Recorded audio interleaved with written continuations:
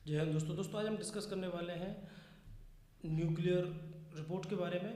2026 की सिपरी की रिपोर्ट आ चुकी है। उसके अकॉर्डिंग आप देख सकते हो कि दुनिया के 86% तक वेपन्स केवल दो ही देशों के पास है, यूएस और रसिया के पास। थोड़ी सी कमी इस बार इसमें देखने को मिली है, थोड़े से एटॉमिक बम की संख्या कम हुई है। चलिए सारी चीज़ों को डिस्कस करते हैं दोस्तों। दोस्तों ये वो आर्टिकल जो आपको कल 8 जून 2026 को देखने को मिला है। इसके अकॉर्डिंग क्या क्या परिवर्तन या क्या क्या चीज़ें कम बढ़ती हुई हैं, किस देश ने क्या डेवलपमेंट की है, वो सारी चीज़ें आज हम इसमें देखेंगे। दोस्तों शुरू करते हैं।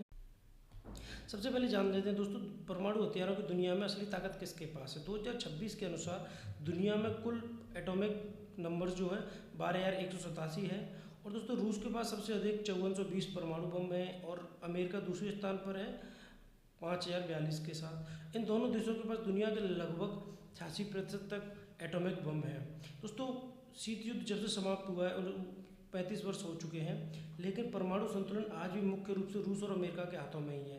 यह केवल हथियारों की संख्या नहीं बल्कि वैश्विक शक्ति और उसके प्रभाव को दिखाता है। दोस्तों रूस और अमेरिका के पास दुनिया के लगभग 86% जो हथियार है वो दोनों ही देशों के पास है। तो इस सब चीज़ों से एक प्रश्न बनता है दोस्तों, दुनिया बहुध्रुवी बन रही है, मल्टीपोलर वर्ल्ड बन रहा है, तो परमाणु शक्ति केवल अभी भी इन दो देशों के पास ही क्यों केंद्रित है। इस चीज़ के बारे में आप क्या सोचते हैं वो कमेंट बॉक्स में जरूर बताइएगा। दोस्तों रसिया और यूएसए की अगर बात करते हैं तो रूस, ये चीज़ें हम आप डिस्कस कर ही चुके हैं। दोस्तों इनमें जो अंतर है मात्र 378 नंबर्स का अंतर है, जो कि 378 बम यूएसए के पास कम है। लेकिन दोस्तों आजकल जो वेपन्स बनाए जा रहे हैं वो पहले की अपेक्षा काफ़ी एडवांस और ज़्यादा खतरनाक है। यूक्रेन युद्ध के बाद रूस और नाटो के बीच लगातार तनाव देखने को मिल रहे हैं आपको। दोनों देश अपने परमाणु ट्रायड को आधुनिक बना रहे हैं। ट्रायड होता है दोस्तों तीन, न्यूक्लियर ट्रायड का मतलब होता है तीनों जगह से न्यूक्लियर मिसाइल या वेपन लॉन्च कर पाना, जल थल आकाश से। तो देखो दोस्तों ICBM, inter continental ballistic missiles, SLBM, submarine launch missile, ballistic missiles, और दोस्तों स्ट्रेटेजिक बॉम्बर्स, इन सब चीज़ों पे दुनिया विशेष ध्यान दे रही है।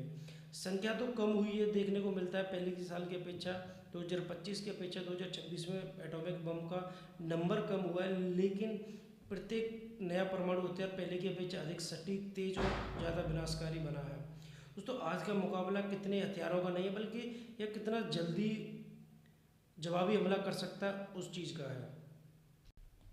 दोस्तों परमाणु हथियारों के मामले में चीन में भी अच्छी छलांग देखने को मिली है। दुनिया की सबसे बड़ी चेतावनी ये बन के उभरा है, क्योंकि चीन की मंशा कुछ अलग ही तरीके की है। यूएसए के पास रहे हैं, अमेरिका के पास रहे हैं, रसिया के पास रहे हैं, लेकिन उन दोनों में और चीन की विचारधारा थोड़ी सी अलग है।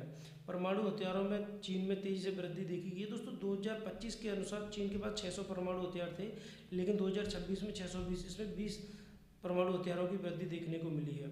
चीन की परमाणु महत्वाकांक्षा नई मिसाइलों का तेज निर्माण करना, हजारों मिसाइलों को विकसित करना, हाइपरसोनिक वेपन सिस्टम जैसे कि DF-17, DF-ZF जैसी मिसाइलें जो आपको देख रहे हैं वो सब परमाणु बेस्ड मिसाइल है।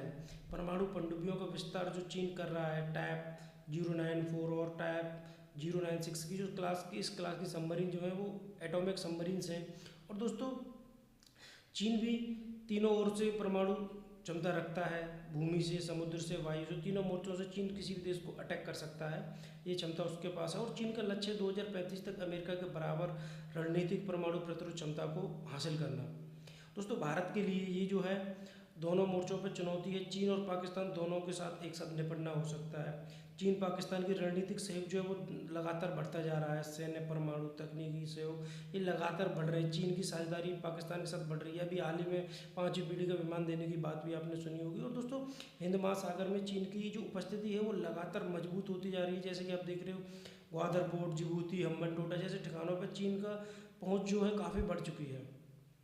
और दोस्तों सबसे महत्वपूर्ण बात, चीन की परमाणु क्षमताओं का तेज जो विस्तार हो रहा है वो एशिया की सामरिक रणनीति में परिवर्तन लाएगा, क्योंकि एशिया में आपको देखने को मिलेगा कि परमाणु हथियारों की एक दौड़ शुरू हो जाएगी। और दोस्तों एक सवाल आपके लिए, क्या चीन की बढ़ती परमाणु शक्ति एशिया में नई आर्म रेस को शुरू कर सकती है? इस चीज़ का जवाब आप हमें कमेंट बॉक्स में जरूर बताइएगा।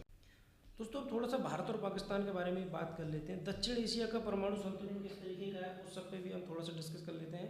भारत के पास आज के समय 2026 के अनुसार 190 परमाणु हथियार हैं, वहीं पाकिस्तान के पास 170 परमाणु हथियार हैं। यहाँ भारत के पास 20 हथियार ज़्यादा है, परंतु परमाणु हथियार एक ही बहुत होता है। भारत की रणनीति जो है क्रेडिबल मिनिमम डिटरेंस की है। दोस्तों भारत की नीति विश्वसनीय न्यूनतम प्रतिरोध वाली रही है, यानी जितने हथियार आवश्यक हैं उतने ही रखने हैं, लेकिन जवाबी हमले की पूरी क्षमता है। भारत के पास प्रमुख मिसाइलें हैं, अग्नि सीरीज की मिसाइलें हैं, न्यूक्लियर पनडुब्बियाँ हैं, सेकंड स्ट्राइक कैपेबिलिटीज़ है और मजबूत कमांड सेंटर भारत के पास है। भारत के पास ट्रायड आधारित विश्वसनीय प्रतिरोध क्षमता है, यानी कि भारत भी लैंड, सी और एयर से एटॉमिक अटैक कर सकता है। साथ ही दोस्तों दोनों देशों के पास विश्वसनीय परमाणु क्षमता है, लेकिन भारत की तकनीकी श्रेष्ठता, आर्थिक शक्ति और वैश्विक स्थिति इससे अधिक भरोसेमंद और मजबूत है पाकिस्तान की अपेक्षा। पाकिस्तान की रणनीति जो है कुछ इस तरीके की है, उसे टैक्टिकल न्यूक्लियर वॉर जोन बना के रखता है हमेशा। भारत की पारंपरिक सैन्य बढ़त को संतुलित करने के लिए वो कुछ ना कुछ करते रहते हैं कि भारत उन पर प्लस पॉइंट ना बना ले, जबकि भारत उनसे पहले से ही काफ़ी आगे है आर्थिक स्थिति में भी, और सारी स्थितियों में भारत की स्थिति उनसे काफ़ी सही है। दोस्तों अब बात करते हैं थोड़ी सी संख्या में बात करें तो संख्या में अंतर ये जो है आपको पाकिस्तान और इंडिया के बीच कम है, लेकिन भारत की टेक्नोलॉजी, डिलीवरी सिस्टम और आर्थिक शक्ति जो है पाकिस्तान से काफ़ी मजबूत है। दोस्तों आप लोगों के एक सवाल है, क्या आने वाले समय में दक्षिण एशिया में नई हथियारों की दौड़ शुरू होगी या परमाणु संतुलन शांति बनाए रखने के लिए महत्वपूर्ण साबित होगा? इस चीज़ का जवाब आप हमें कमेंट बॉक्स में जरूर बताएं। दोस्तों भारत की परमाणु नीति आक्रमण के लिए नहीं है, बल्कि किसी भी खतरे का विश्वसनीय और निर्णायक जवाब देने के लिए है। दोस्तों जब परमाणु की बात चलती है तो इन देशों को भी नहीं पीछे छोड़ा जा सकता। फ्रांस, ब्रिटेन, इजराइल और उत्तर कोरिया ये भी महत्वपूर्ण है। और क्यों है, इस चीज़ को आज हम बात करते हैं। दोस्तों दुनिया के परमाणु समीकरण में इन 4 देशों की भूमिका को नकारा नहीं जा सकता। फ्रांस के पास आज भी भारत से अधिक परमाणु हथियार है। फ्रांस के पास 370 परमाणु हथियार है, स्वतंत्र परमाणु शक्ति है। दोस्तों फोर्स डी पैप के अकॉर्डिंग फ्रांस की स्वायत्ता परमाणु प्रतिरोध क्षमता है। निर्णय पूरी तरह से फ्रांसीसी नेतृत्व के हाथ में होता है। ब्रिटेन के पास भी इंडिया से ज़्यादा है, 225 परमाणु हथियार हैं। नाटो का प्रमुख परमाणु स्तंभ भी है और अमेरिका के साथ घनिष्ठ परमाणु सहयोग भी है। ऑकस, नाटो डिफेंस डिटरेंस जैसे काफ़ी तरीके के इनके उसके साथ पैक्ट हैं। और दोस्तों ये भी परमाणु पनडुब्बियों की इसकी रीढ़ की हड्डी है बताया जाता है ब्रिटेन की। इजराइल के पास भी 90 परमाणु हथियार बताए जाते हैं। दोस्तों क्षेत्र की सामरिक स्थिरता के बावजूद सबसे उन्नत और स्पष्ट क्षमता इस चीज़ में कही गई है। और दोस्तों उत्तर कोरिया जो कि अक्सर परमाणु हथियार की धमकी देता रहता है यूएसए को, उसके पास 60 परमाणु हथियार बताए गए हैं। संख्या कम है, लेकिन वैश्विक चिंता सबसे अधिक उत्तर कोरिया को लेकर रहती है, क्योंकि लगातार मिसाइल परीक्षण और उकसावे की नीति, अप्रत्याशित नेतृत्व, स्थिर निर्णय भी नहीं होते हैं। ये सबसे बड़ा दुनिया में जोखिम बन के उभर सकता है। दोस्तों आपको लेक्चर कैसा लगा आप हमें कमेंट बॉक्स में जरूर बताइए। इसी तरह की इन्फॉर्मेटिव वीडियो देखने के लिए आप हमारे साथ बने रहें। दोस्तों आप देख रहे हो ट्रुथ लेंस। वीडियो को लाइक करें, चैनल को सब्सक्राइब करें और अपने दोस्तों के साथ जल्द से जल्द शेयर करें, जैसे कि उनको भी जियो पॉलिटिक्स लेवल पर और ज़रूरी जानकारियाँ मिलती हैं, जिससे वो भी अपडेट रहें। और पढ़ाई में तो जो आपके काम आना ही आना, साथ ही आप इन सब चीज़ें आपके नॉलेज के लिए बहुत ज़रूरी है। धन्यवाद।